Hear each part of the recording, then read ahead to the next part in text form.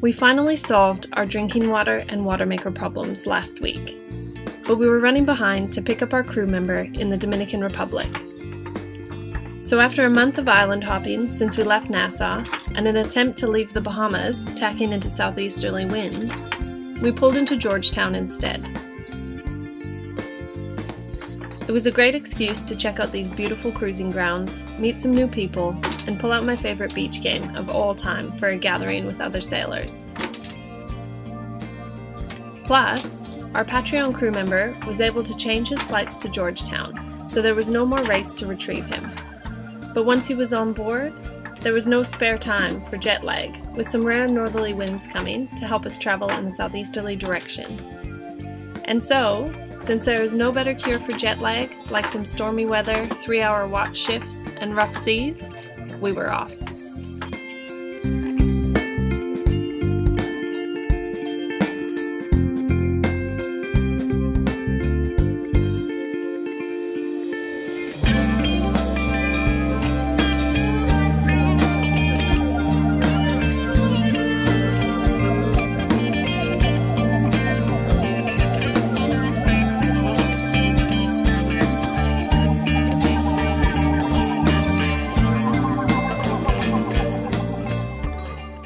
The journey from the Bahamas to Luperon was only 155 miles as the crow flies, and with northerly winds hopefully coming soon, we hope to be able to sail directly there, to the southeast. In anticipation of these winds, we left Georgetown a day early, motoring through the calm to be able to take a shortcut south that we could only pass through at high tide in daylight while watching for coral heads. We anchored on the other side of the shallows and were prepared to leave as soon as the northerly winds started to fill in. And in the meantime, we played some beach games on a random key and scrubbed the bottom of the boat to have minimal resistance and maximum speed on the journey. After a beautiful sunset, we woke the next morning to get on our way in time for the arrival of the wind.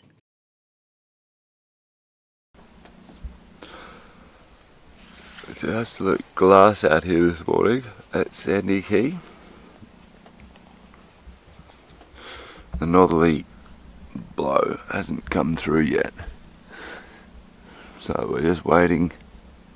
We're going to get up soon and head for the cut, Hog Key cut, and head out the bottom side of Long Island and start making our way to the Dominican Republic today. It's supposed to get up to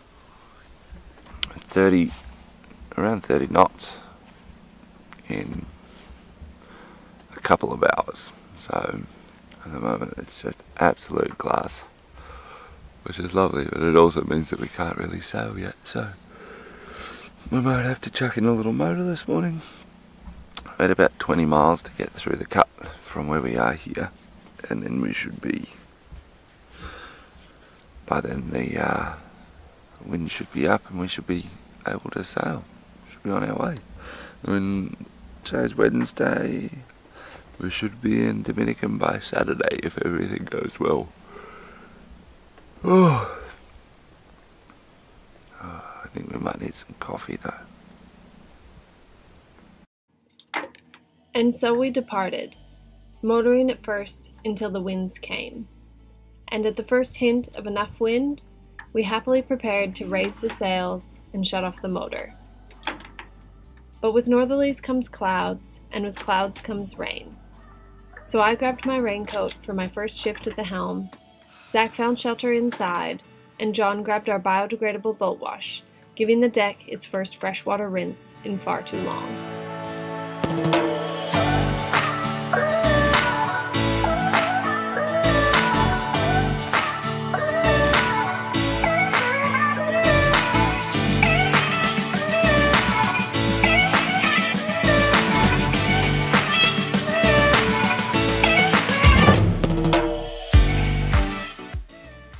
When the weather did not seem like it was ever going to let up, we finally coaxed Zach out to come and play in the rain.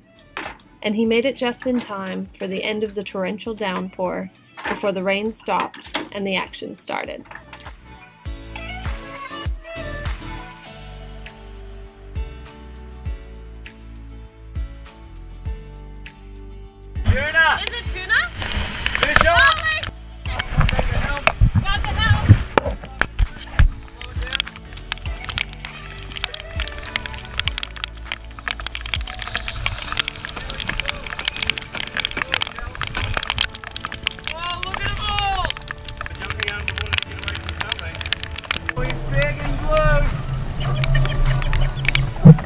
Get him! Okay. Oh, wow! Yes, yes, yes, no!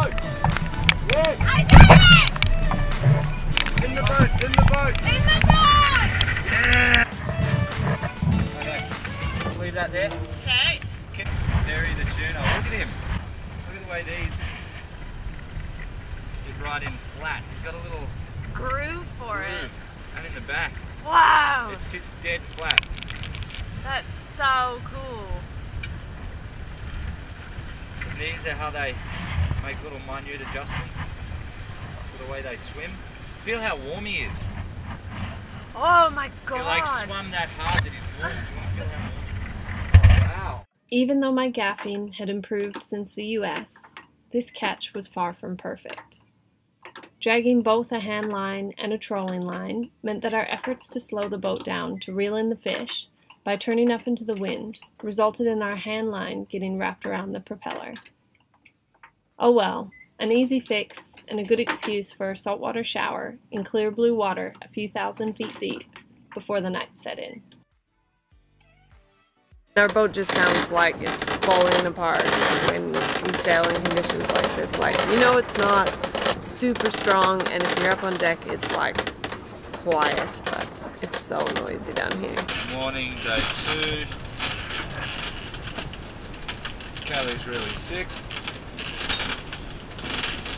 We're on a good lean, making some porridge.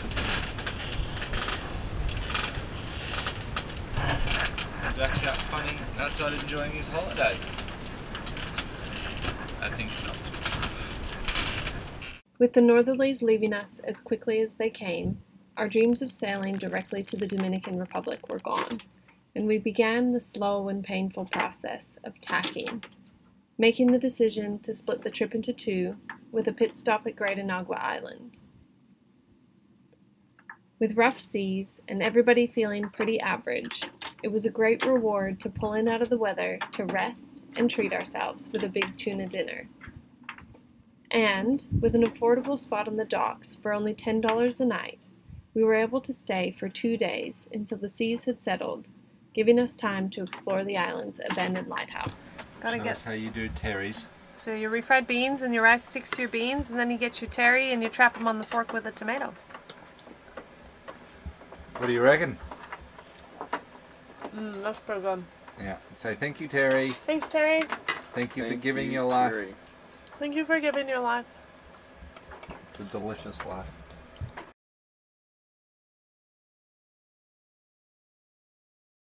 This is honestly the scariest lighthouse climb I've ever done.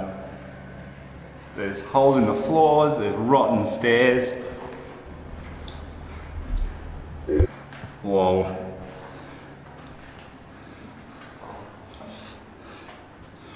There's cracks in the concrete. How are you feeling about this? Yeah, not great now after seeing that. Wow, this place is just stunning up here. You can see why they closed it. It's very sketchy, but absolutely stunning.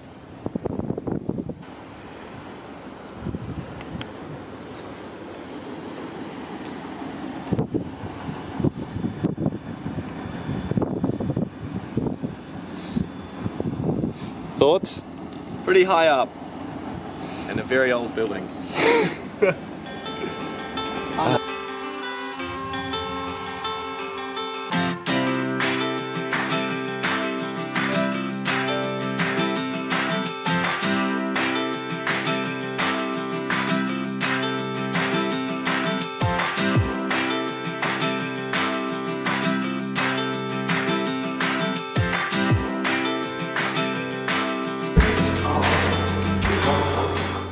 With a couple of days for the seas to hopefully calm down and no more northerly winds forecast for us, we were forced to leave the lighthouse and its beautiful views behind. Setting up for Luperon from here, the wind was not our only source of frustration. Due to the unrest in Haiti and its surrounding waters, we followed advice to stay north near Turks and Caicos, where the seas were rough, instead of tucking in behind the island of Hispaniola for protection from the waves. But we could endure a bit of rough seas. The biggest source of our discomfort was the additional time that we spent in those rough seas, due to not being able to sail in the direction that we wanted to go, making our last 155 nautical mile leg to the Dominican Republic turn into over 300 nautical miles.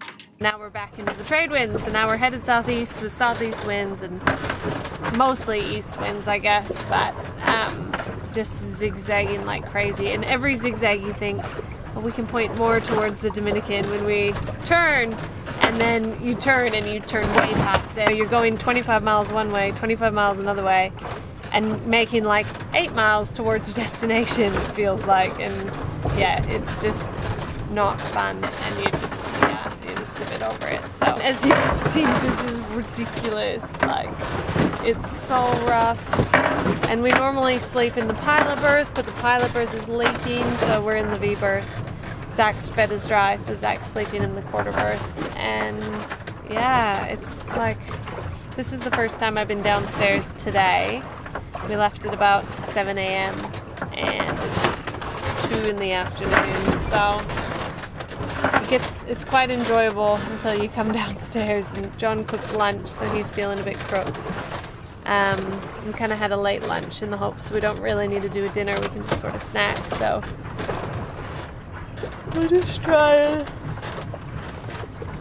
get by as long as we can without coming downstairs as much as we can. And Zach eats like twice as much as us, so we do have to feed him, but we'll make it work. And I'm going to try and sleep. So John's just gone on shift. We're doing 3-hour watches.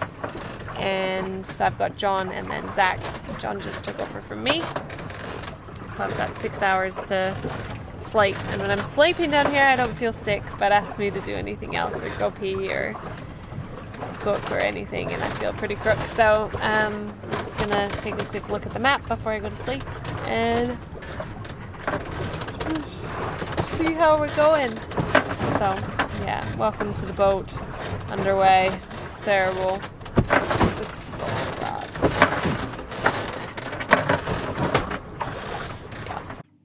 But after a lot of troubles on the sail over, we arrived late at night to the Luperon harbor.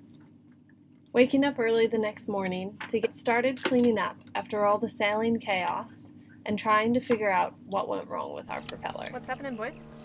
We're trying to work out why, although our shaft spins, the boat doesn't move.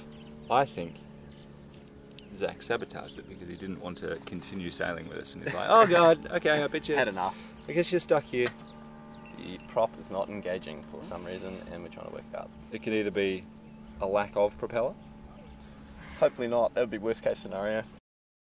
Despite the fact that we had checked the propeller less than a week earlier while scrubbing the hull in the Bahamas, our bad luck streak meant that of course it was going to be the worst case scenario.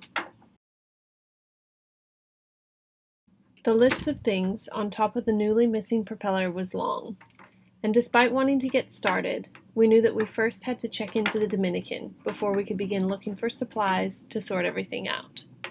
So we all ventured into town with papers and passports in hand. Due to rumors that check-in could be lengthy and difficult, we followed advice to make the lady on board the captain, as the Spanish respect for women meant that there would be a lot less questions and hassle. Not to mention, it definitely helped that my rusty university Spanish was not entirely lost. We checked in with the tourism office to get our tourist cards, and then walked next door to immigration to have our passports stamped. Oh, This is the first time I've gone through a boat immigration. yeah. This is cool. Well, Zach, you're out. Denied at the border. Next, for some reason, we were back at the tourism office before getting the sign-off from customs in the next room, and making our way to what we thought was the final stop at the Department of Agriculture.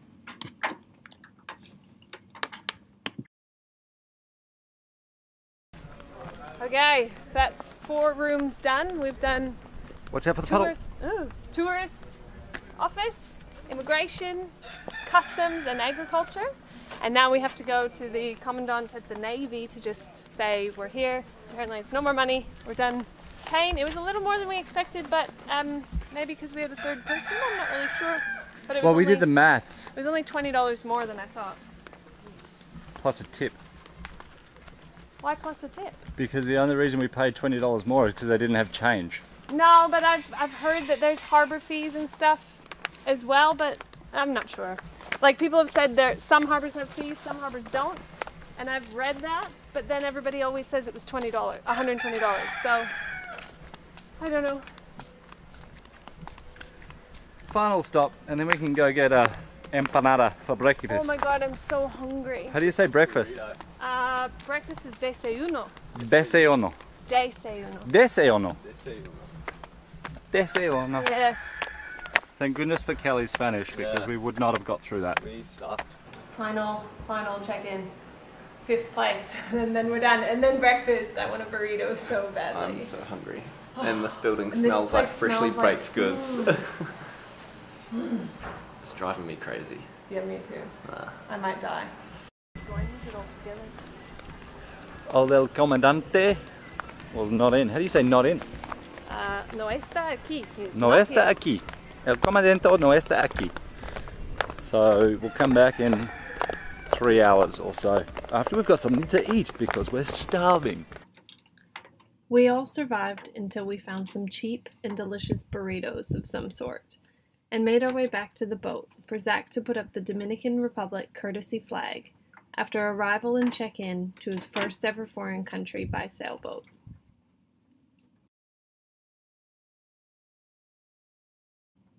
Stay tuned for next week as we get to work cleaning and drying everything out after all the boat leaks, and we get to see a bit of the local sights on our way to Santiago to reprovision and hopefully fix both of our water-damaged laptops.